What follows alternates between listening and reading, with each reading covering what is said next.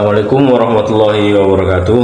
Perkenalkan, kami dari kelompok 4 akan menyampaikan materi mengenai penggunaan media flashcard untuk membantu menggali tipe kepribadian sosial menurut teori Holland. Teori Reasek. Teori Reasek adalah model kepribadian yang dikembangkan oleh John Holland, seorang psikologi yang percaya bahwa orang akan lebih bahagia dan sukses dalam pekerjaan yang sesuai dengan kepribadian mereka. Reasek adalah singkatan dari 6 tipe kepribadian utama, yaitu yang pertama realistik, investigatif, artistik, sosial, enterprising, dan konvensional. Setiap tipe ini memiliki cara berpikir, minat, dan gaya kerja seseorang.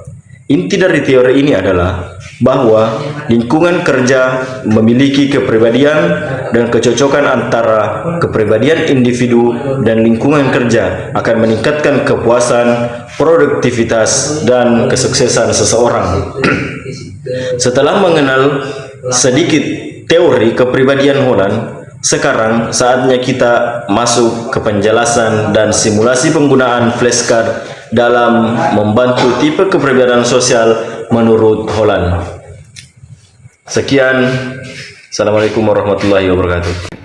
Hai semuanya, pernah dengar tentang teori kepribadian Holland? Atau kalian lagi cari cara seru buat tahu tipe kepribadian kalian? Di video ini kita akan bahas tentang cara mengenal kepribadian sosial menggunakan media yang sederhana dan sangat efektif, yaitu flashcard.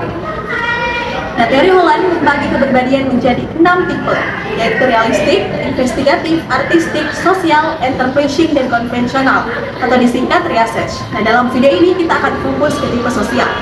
Nah, flashcard ini dirancang untuk membantu kalian mengenali kepribadian sosial melalui 4 profesi utama, yaitu guru, konselor, perawat, dan public relation. Nah, tiap kartu memiliki 2 sisi.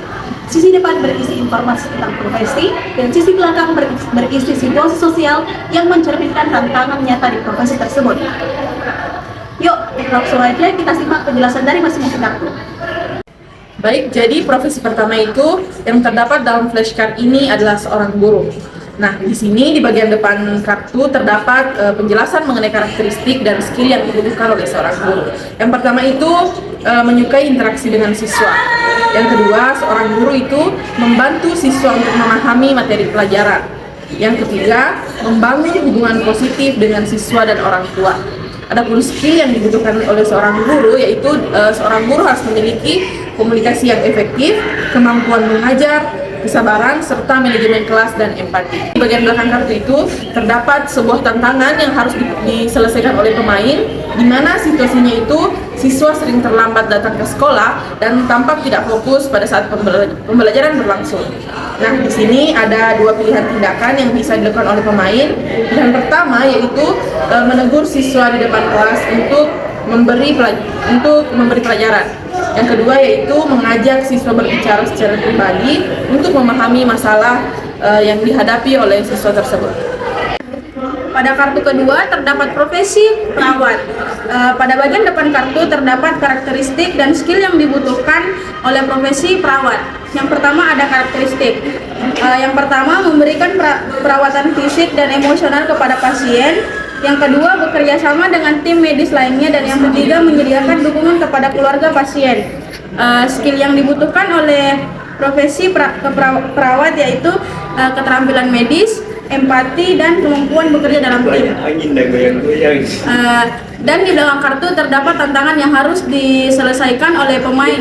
Situasinya, seorang pasien baru saja diagnosis dengan penyakit serius dan merasa takut. Ada 2 pilihan tindakan yang harus dipilih oleh pemain. Yang pertama, memberikan informasi medis secara teknis tanpa mempertimbangkan perasaan pasien, dan yang kedua, mendengarkan kekhawatiran pasien dan memberikan informasi dengan cara yang mudah dipahami. Nah, profesi yang ketiga yaitu konselor. Bagian depan kartu terdapat karakteristik. Yang pertama, mendengarkan masalah konseling dengan penuh perhatian. Yang kedua, memberikan dukungan emosional. Yang ketiga, membantu klien menemukan solusi atas masalah mereka. Nah, skill yang dibutuhkan yang pertama empati, kemampuan mendengarkan aktif, dan yang ketiga keterampilan komunikasi interpersonal. Nah, untuk bagian belakang kartu ada tantangan. Yaitu seseorang konseli datang dengan perasaan cemas dan takut menghadapi masa depan. Adapun pilihan tindakan yang pertama memberikan saran langsung tanpa mendengarkan lebih lanjut. Yang kedua, mendengarkan perasaan klien dan membantu mereka mengeksplorasikan solusi. Adapun kartu keempat yaitu public relation. Nah, adapun karakteristik yaitu membangun dan memelihara hubungan positif dengan publik. Nah, mengelola komunikasi antar organisasi dan masyarakat. Terus menangani krisis komunikasi, dan adapun skill yang dibutuhkan yaitu kemampuan komunikasi yang kuat, keterampilan yang menulis dan berbicara di depan umum, terus kemampuan berpikir strategis. Nah, adapun belakang kartu ini tentang tantangan, yaitu yang pertama situasi perusahaan tempat Anda bekerja mengalami krisis reputasi setelah isu negatif yang muncul di media. Dan yang terakhir itu pilihan tindakan. Nah, bagian A yaitu mengabaikan media dan berharapan isi terhadap hilangnya dengan sendirinya. Nah, bagian B itu mengeluarkan persyaratan resmi dan berkomunikasi secara transparan dengan publik. Baik, di sini saya akan menjelaskan bagaimana cara menggunakan kartu ini. Langkah pertama, pilih salah satu kartu profesi. Pilih salah satu kartu lalu baca informasi profesinya di bagian depan. Kemudian, balik kartu dan baca bagian belakangnya, baca tantangan sosialnya. Kemudian pilih tindakan pada salah satu dari dua pilihan yang sesuai. Kemudian, setelah memilih, cocokkan jawaban. Jika kamu memilih jawaban yang sesuai dengan tipe kepribadian sosial, itu berarti kamu sudah memahami bagaimana tipe kepribadian sosial itu. Kemudian, praktikkan bersama temanmu. Peragakan situasi kartu, lakukan role play dan rasakan bagaimana rasanya berada di posisi profesi itu. Setelah itu, setelah bermain, renungkan profesi mana yang paling cocok untukmu dan apakah kamu tipe kepribadian sosial. Baik, Eva, silahkan pilih salah satu dari flashcard ini. Oke, baik, di flashcard ini ada profesi dan penjelasan dari profesi ini. Silahkan kamu baca terlebih dahulu.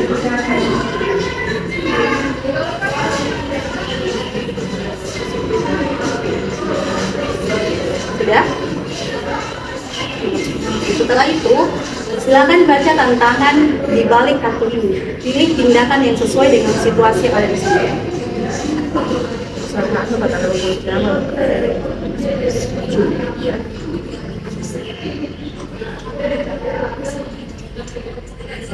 Saya memilih pilihan kedua. Oke, kamu memilih pilihan kedua. Oke, baik.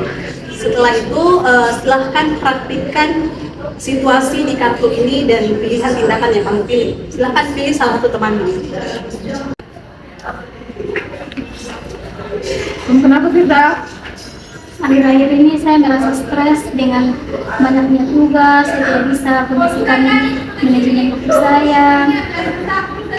Baik Firda, tentu kamu sebagai mahasiswa memiliki banyak masalah karena mungkin kamu terkejut dengan situasi yang berbeda saat kamu SMA. Namun saya sangat memahami perasaan kamu. Saya mengerti apa yang kamu rasakan. Di sini kita bisa bersama-sama mencari solusi supaya masalah kamu bisa segera diselesaikan. Baik, kalau begitu. Nah, baik Pak, setelah kamu tadi menyelesaikan tantangannya, kemudian mempraktikkannya, apakah kamu rasa kamu cocok dengan tipe kepribadian ini dan profesi mana menurutmu yang paling cocok dengan kamu? Kalau saya rasa saya paling cocok dengan kepribadian profesi konselor. Saya merasa bahwa kepribadian saya sangat cocok dengan apa yang ada di karakteristik di balik konselor. Berarti kamu tipe kepribadian sosial. Betul. Nah teman-teman, itulah tadi bagaimana cara penggunaan flashcard dan penjelasan mengenai flashcard ini. Terima kasih dan semoga bermanfaat.